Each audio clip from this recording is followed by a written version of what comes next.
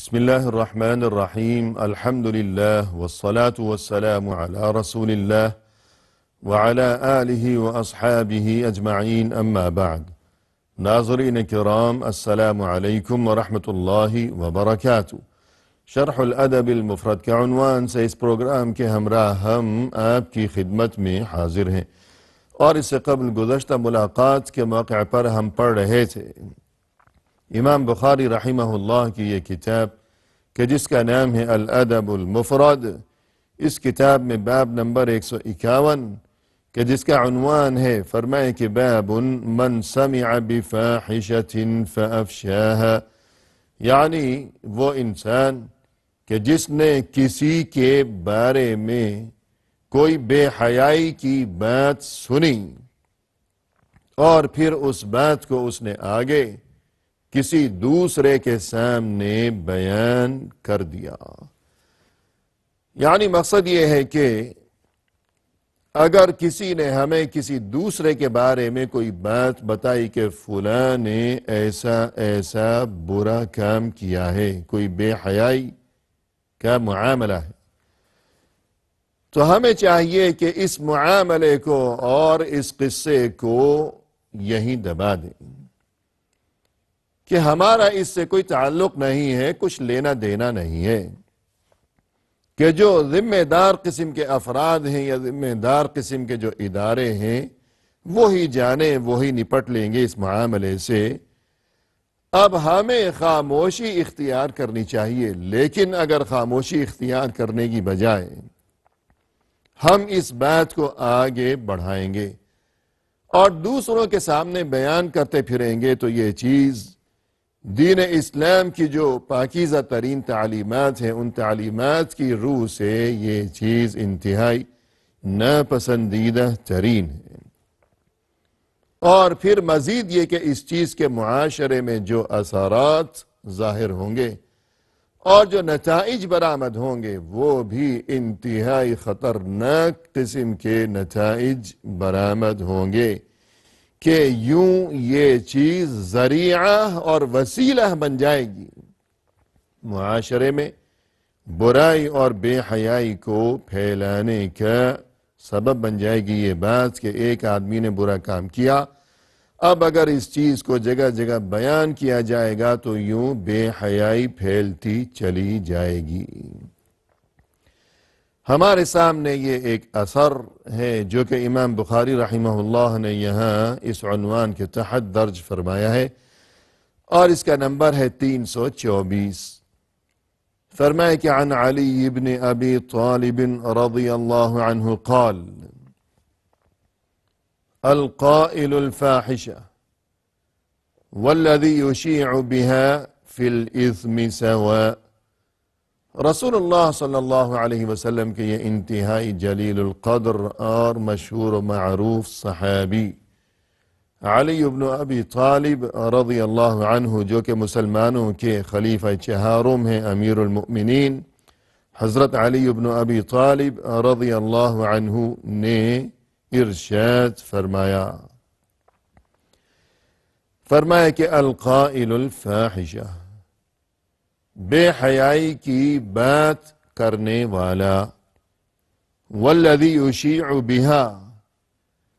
اور وہ انسان جو اس بات کو سننے کے بعد آگے پھیلائے، فی الاسم سواء، یہ دونوں انسان یہ گناہ میں بالکل برابر ہیں، کہ ایک انسان وہ ہے جس نے کوئی بے حیائی کی بات کہی ہے اور دوسرا انسان جس نے اس کی زبانی یہ بے حیائی کی بات سنی ہے۔ تو اب یہ دونوں کہ اس نے سننے کے بعد آگے کسی اور کے سامنے بیان کر دی، تو اب وہ انسان کہ جس سے یہ بات نکلی ہے کہ اصل میں جہاں سے ابتدا ہوئی ہے، جس نے پہلی بار یہ بری بات کہی، جس طرح وہ گناہگار ہے کہ اس سے ابتدا ہوئی ہے، اب وہ انسان جو اس سے سننے کے بعد آگے اس بات کو بیان کرے گا جگہ جگہ، وہ بھی اس کے ساتھ گناہ میں برابر کا شریک ہے، دونوں برابر گنہگار ہیں۔ اور اس کے بعد ناظرین ہمارے سامنے یہ ایک اور اثر ہے جس کا نمبر ہے 325۔ فرمایا کہ عن شبیل بن عوف قال كان يقال من سمع بفاحشة فأفشاها فهو فيها كالذي أبداها۔ شبیل بن عوف رحمہ اللہ نے فرمایا کہ یوں کہا جاتا تھا۔ کون کہا کرتے تھے یہ بات؟ مقصد یہ ہے کہ جو اللہ کے خاص بندے، وہ اہل ایمان، وہ بڑے بڑے علماء اور وہ صلحاء اور وہ صحابہ کرام رضوان اللہ علیہم اجمعین اور پھر ان کے بعد تابعین کرام، یہ جو اہل ایمان تھے، امت میں جو ابتدائی دور کے جو حضرات تھے، یہ یوں فرمایا کرتے تھے، یعنی ان کی زبان سے نکلنے والی ہر بات دینی لحاظ سے ظاہر ہے کہ اس کی بہت بڑی اہمیت ہے۔ تو یہ حضرات ایک بات جو کہ ارشاد فرمایا کرتے تھے، جس کی ہمارے نزدیک بہت بڑی اہمیت ہونی چاہیے اور ہمیں اس بات کو گرہ سے باندھ کر رکھنا چاہیے۔ کیا ہے یہ بات؟ فرمایا کرتے تھے کہ من سمع بفاحشة فأفشاها، وہ انسان جس نے کسی کی زبان سے کوئی بری بات سنی اور پھر اسے آگے چلتا کر دیا، آگے پھیلا دیا، فَهُوَ فِيهَا كَالَّذِي أَبْدَاهَا، اب اس گناہ میں یہ انسان اس انسان کے برابر ہے کہ جس نے اس بات کا آغاز کیا تھا، کہ جس سے پہلی بار یہ بات نکلی جس کی زبان سے، اب جو کوئی آگے بیان کرے گا، اس برائی کو پھیلانے کا سبب بنے گا، تو یہ تمام لوگ جو کہ سبب بنے ہیں بے حیائی کی بات کو پھیلانے کے معاملے میں، گناہ میں بالکل برابر ہیں۔ اور اس کے بعد ہمارے سامنے یہ ایک اور اثر ہے جس کا نمبر ہے 326۔ فرمائے کہ عن عطاء انه كان يرى النكال على من اشاع الزنا يقول اشاع الفاحشة۔ عطاء ابن ابی رباح رحمہ اللہ کے بارے میں راوی یہ بات ارشاد فرما رہے ہیں کہ یہ جو عطاء ابن ابی رباح تھے، ان کی سوچ یہ تھی، اور ناظرین آگے بڑھنے سے پہلے ہمیں یہ بات معلوم ہونی چاہیے کہ یہ عطاء ابن ابی رباح رحمہ اللہ یہ بہت ہی پہنچے ہوئے محدث تھے، اور یہ کہ مکہ شہر میں ابتدائی دور میں علمی لحاظ سے ان کا انتہائی بلند ترین مقام و مرتبہ تھا، اور یہ بہت ہی جلیل القدر اور عظیم المرتبت قسم کے علماء میں ان کا شمار ہوا کرتا تھا۔ علماء اور یہ کہ فقہائے مکہ میں ابتدائی دور میں صحابہ کرام رضوان اللہ علیہم اجمعین کی موجودگی میں رسول اللہ صلی اللہ علیہ وسلم کا جو عہد مبارک تھا، اس کے بعد صحابہ کرام رضوان اللہ علیہم اجمعین جب موجود تھے، اور یہ کہ وہاں مکہ میں 200 صحابہ کرام رضوان اللہ علیہم اجمعین سے عطاء ابن ابی رباح رحمہ اللہ کو شرف ملاقات نصیب ہوا۔ 200 صحابہ کرام سے ان کی ملاقات ہوئی، اور ان سے انہوں نے اللہ کے دین کا علم حاصل کیا،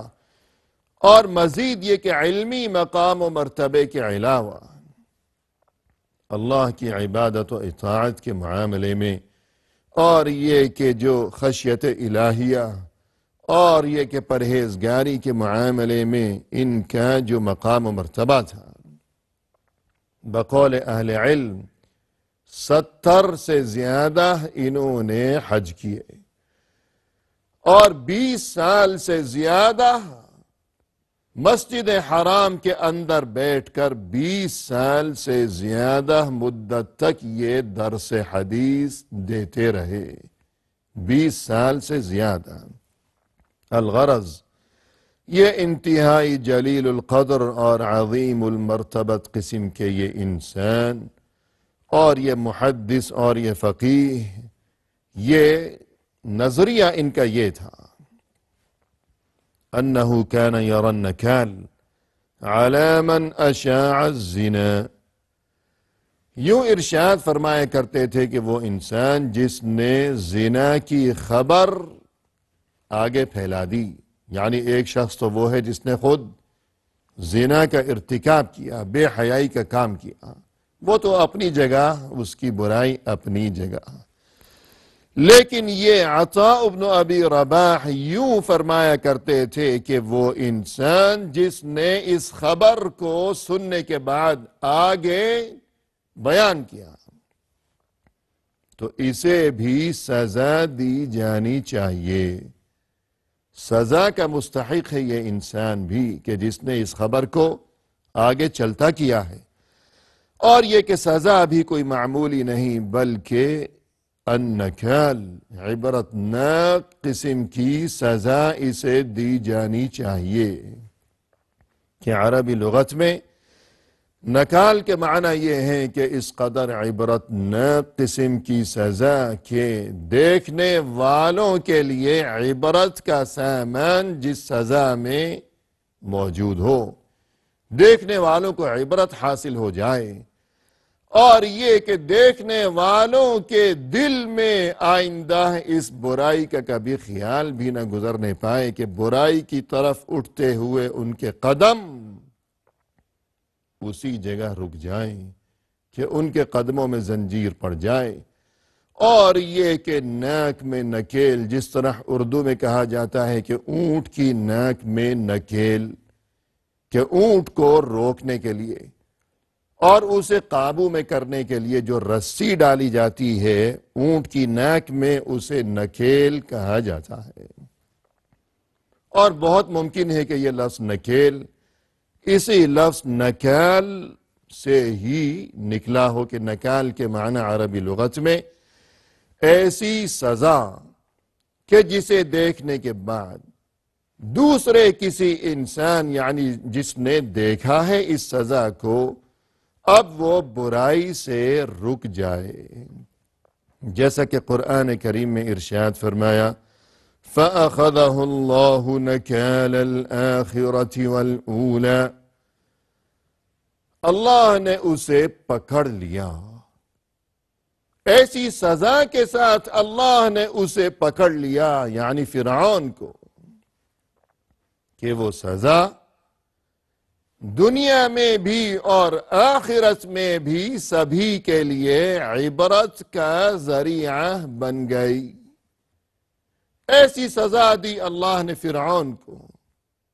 کہ دریا میں غرق کر دیا اس کے تمام تر لاؤ لشکر سمیت،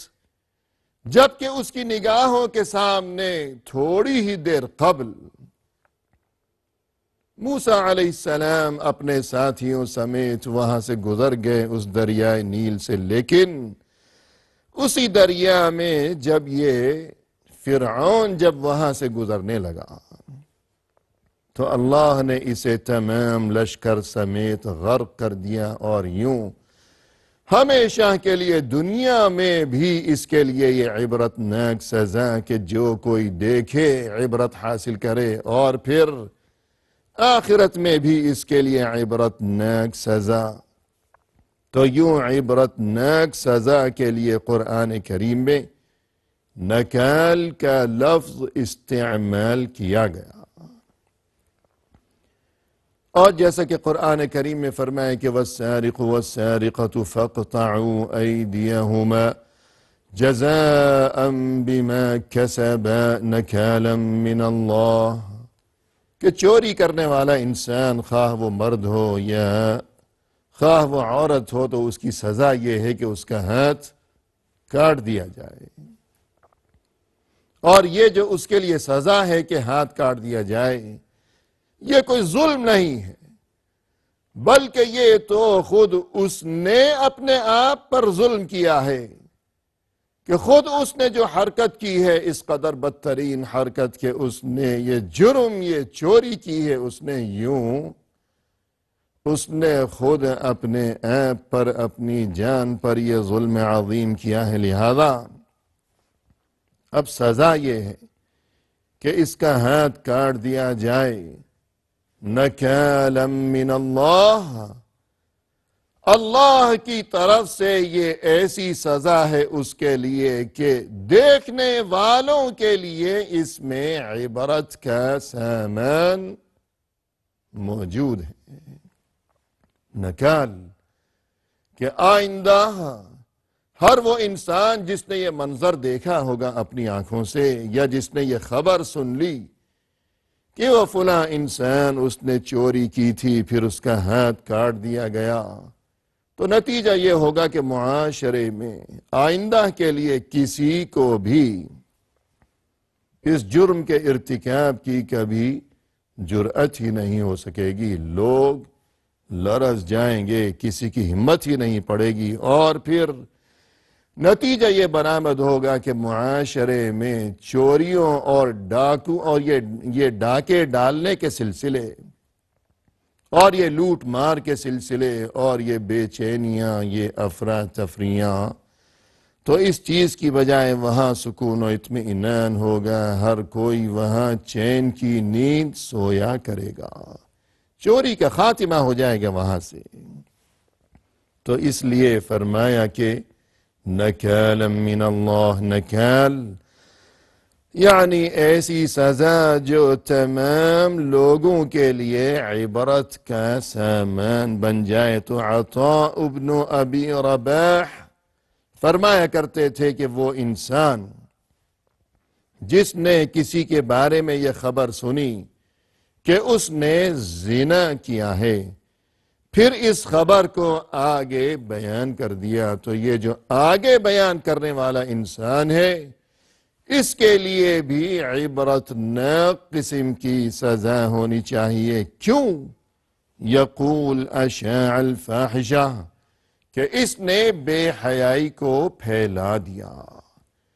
کہ وہ انسان، اس نے بے حیائی کا ارتکاب کیا، معاملہ شاید وہیں پوشیدہ رہتا کہ ذمہ دار افراد تک بات محدود رہتی، اور یہ کہ شریعت کی روشنی میں جو اس کے لیے سزا مقرر ہے تو وہ سزا اسے دے دی جاتی۔ لیکن یہ انسان جس نے اس بات کو آگے پھیلایا، تو اس حرکت کی وجہ سے معاشرے میں یہ بے حیائی گویا کہ پھیل رہی ہے، جو کہ معاشرے کے لیے تباہی کا سبب بن جائے گی یقیناً۔ لہذا یوں بے حیائی کی خبر کو سننے کے بعد آگے دوسروں کے سامنے بیان کرنا، اس سے ہمیشہ اجتناب کرنا چاہیے۔ اسی کے ساتھ ناظرین کرام ہمیں دیجیے اجازت، فی امان اللہ، وآخر دعوانا ان الحمد للہ رب العالمین۔